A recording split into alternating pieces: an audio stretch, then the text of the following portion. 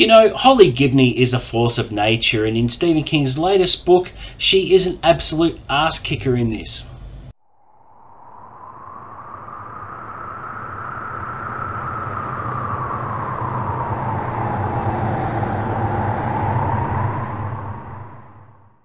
What's up, guys, and welcome back to the channel. Today I'll be giving my spoiler-free review of Stephen King's latest book, Holly. Now, when I first became aware of this book last year, I think it was, I was on the fence about it because I didn't know much about Holly, so I was weighing up, will I actually buy this and read it or not?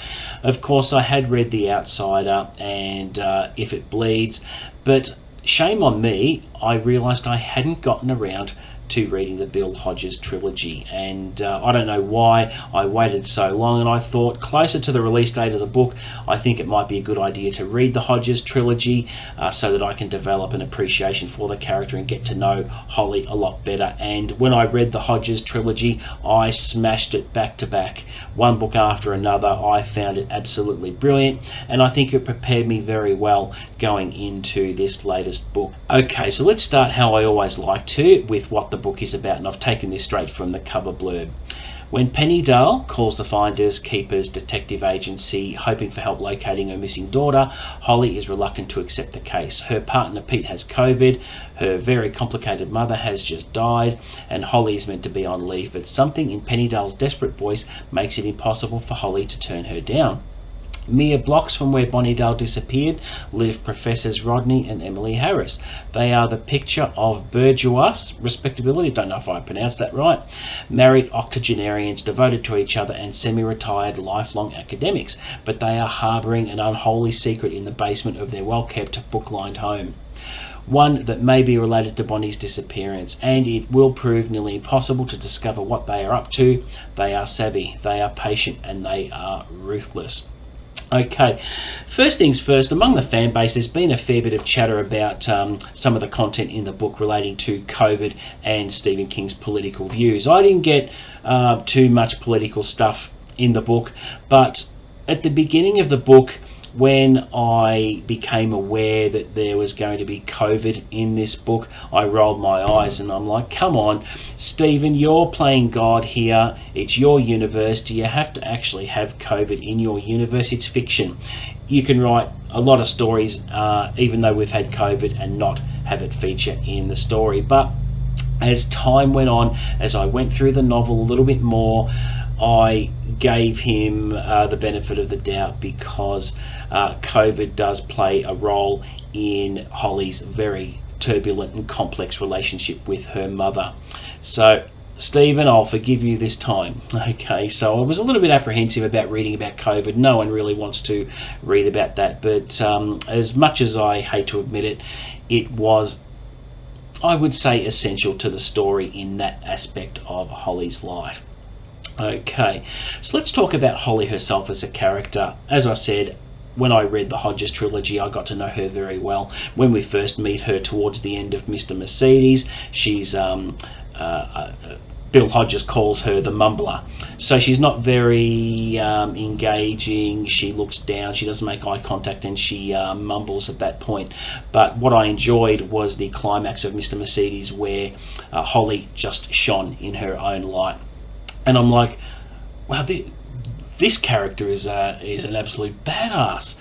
And, you know, even though she's on the spectrum and she's very limited with no eye contact and touching and OCD and things like that, I found that she has so many more layers to her. If you back her into a corner, look out. She has a very superior intellect. She has a very, very impressive inner strength when the situation calls for it.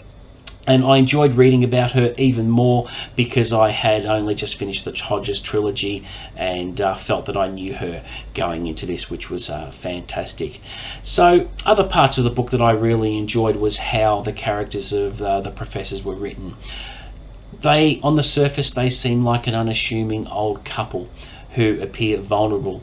And, you know, they're in their 80s, so obviously first impressions are when people run into them, they're going to think, oh, they're just normal old people.